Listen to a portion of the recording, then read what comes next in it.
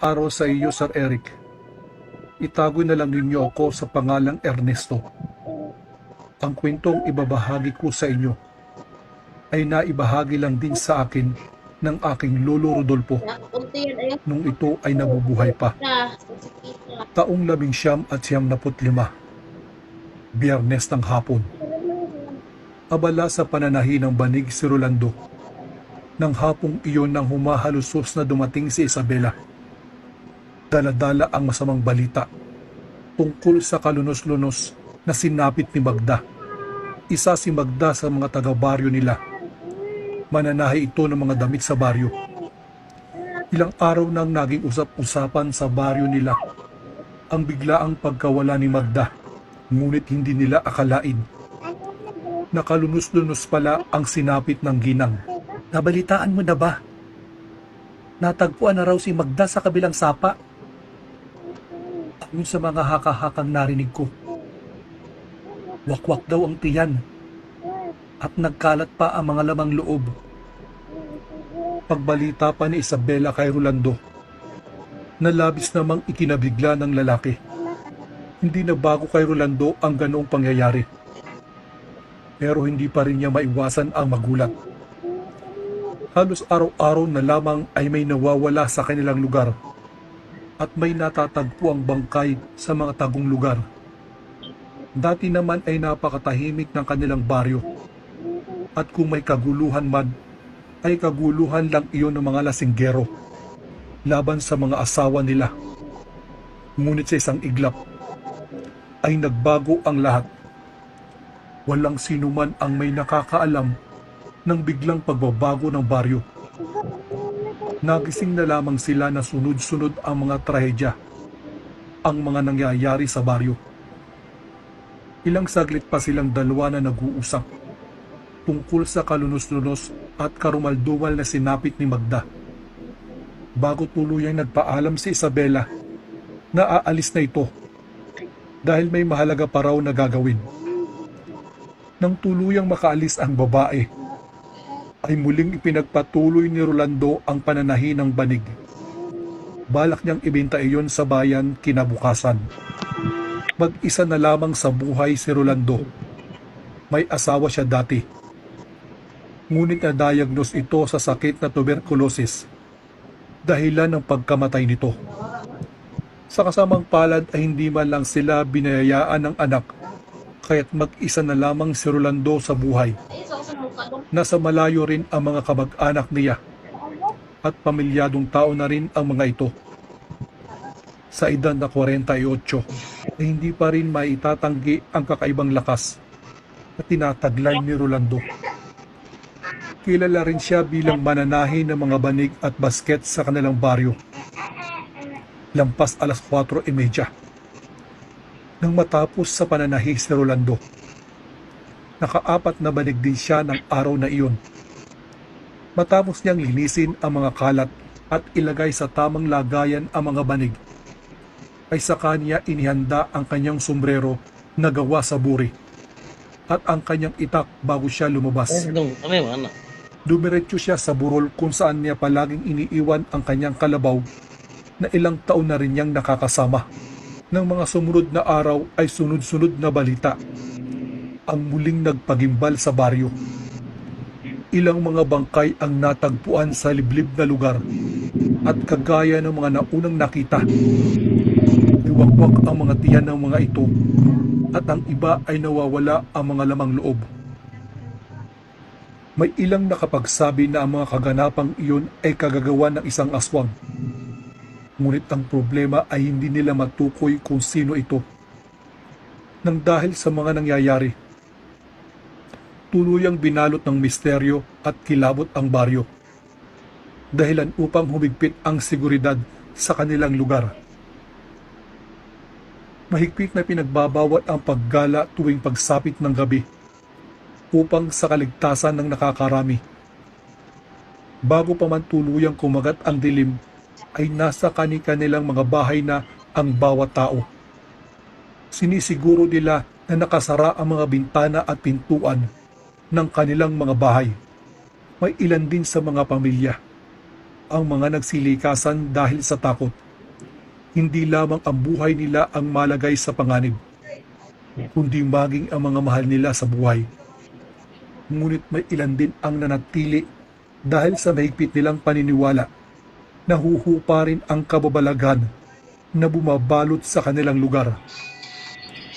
Araw ng Martes noon, kagaya ng nakagawian, ay mag-isang namalengke si Rolando. Nakasalubong pa nga niya si Bekya, na halos hindi maipinta ang muka dahil siningil na naman siya ng kilalang Bombay sa kanilang baryo, na si Kamal. Hindi tuloy maiwasan ni Rolando na mapailing-iling at mag-isip na kung sino pa ang mga taong nangungutang ay sila pa ang laging galit sa tuwing oras ng singilan. Matapos mabili ang mga kakailanganin ay dumiretso ng uwi si Rolando. Kabuwanan ng Marso, 5:00 ng hapon nang mapagpasyahan ni Rolando na umuwi. Nang araw na iyon ay dumalaw siya sa bahay ng kanyang kumpare. Nagkataon kasi na may mahalaga silang pinag-usapan kaya't napahaba ang pananatili niya sa bahay ng kaibigan. Kabilugan ng buwan kagaya ng inaasahan, inabutan na ng dilim sa daan si Rolando. Nagpatuloy lang siya sa paglalakad. Ngunit kaagad ding napatigil nang may namataan siyang lalaking naglalakad sa kanyang unahan. Sapat lang ang liwanag na nagmula sa buwan upang maanigan ni Rolando ang nakatalikod na bulto ng lalaki. Bahagyang nangunot pa ang noo ni Rolando nang makilala niya ang pamilyar na likuran ng lalaki. Dahil nag-iisa lang ang nagmamay-ari ng malaki-laking likuran na iyon, hindi siya maaaring magkamali dahil likuran iyon ni Kamal. Tama nga siya, dahil nang bahagyang humarap ang lalaki ay nasulyapan ni Rolando ang kanyang muka. Ngunit sa hindi malamang dahilan, bago pa humarap si Kamal ay mabilis siyang napatago sa mayabong na damuhan.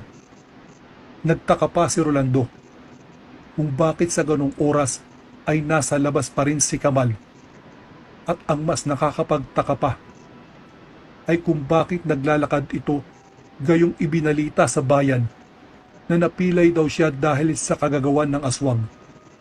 Napakamot pa nga si Rolando sa kanyang ulo at nang tuluyang makaalis si Kamal ay saka siya lumabas sa kanyang pinagtataguan. Sa hindi malamang dahilan, bigla siyang kinutuban. Naalala rin niya na maliban kay Using ay dayo lang din sa kanilang lugar itong si Kamal. At simula nang dumating ang mga dayong iyon sa kanilang baryo, ay nagkagulo na ang lahat.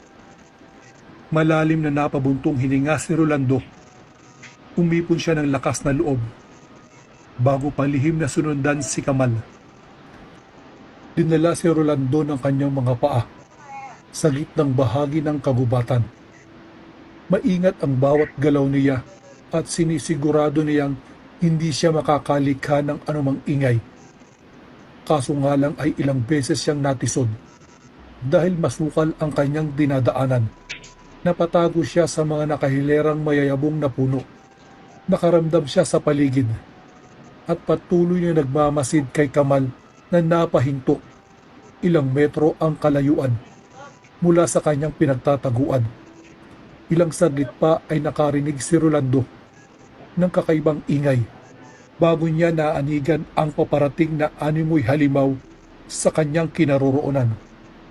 Hindi maiwasan ni Rolando ang pagpawisan, lalo na nang mapahinto ang halimaw sa harapan ni Kamal. Akmang tatayo na sana siya upang iligtas ang lalaking dayo.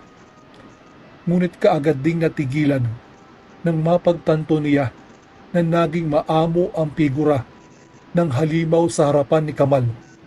At ilang saglit pa ay kinausap ito ng lalaki na mas lalong nagpagulat kay Rolando. Kung ilalarawan ang halimaw na nasa harapan ni Kamal, ay may kalakihan ito. Puno ng itim na balahibo ang katawan. May mahaba at matalas na kuko at mga ngipin at ang dalawang paris ng kanyang pulang mga mata ay nagliliyab.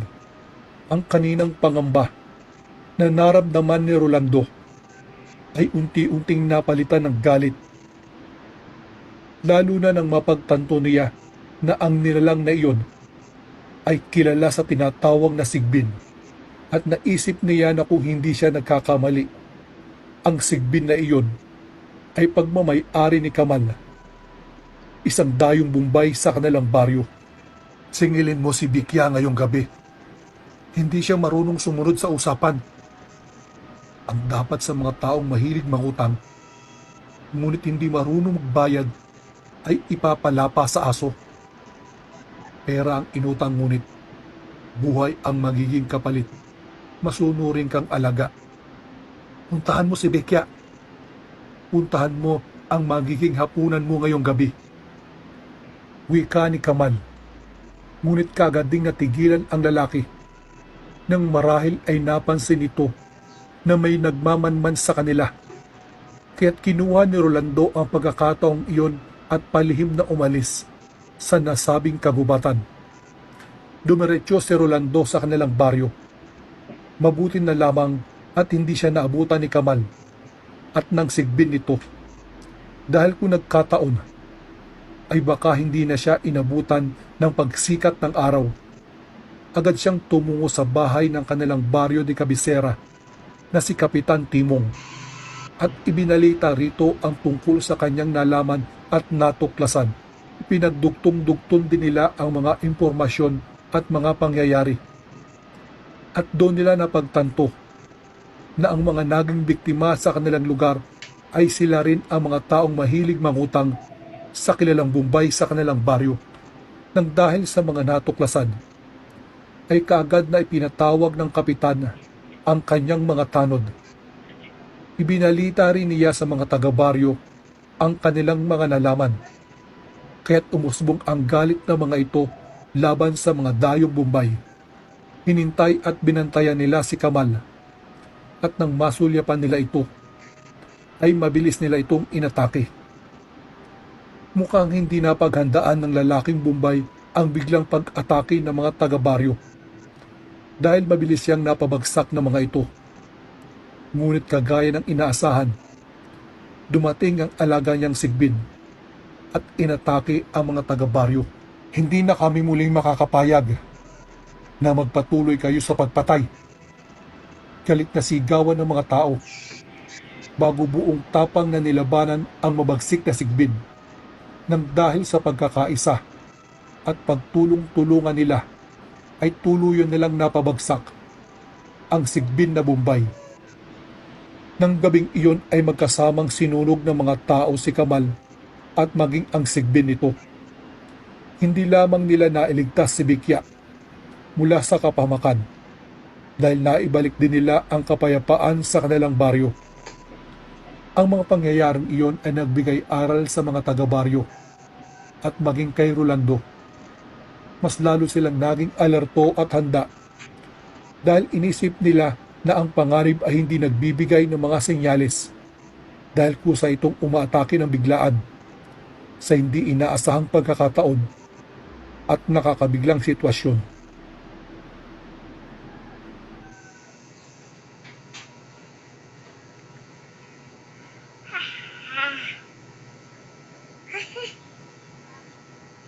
Iti-check na tayo.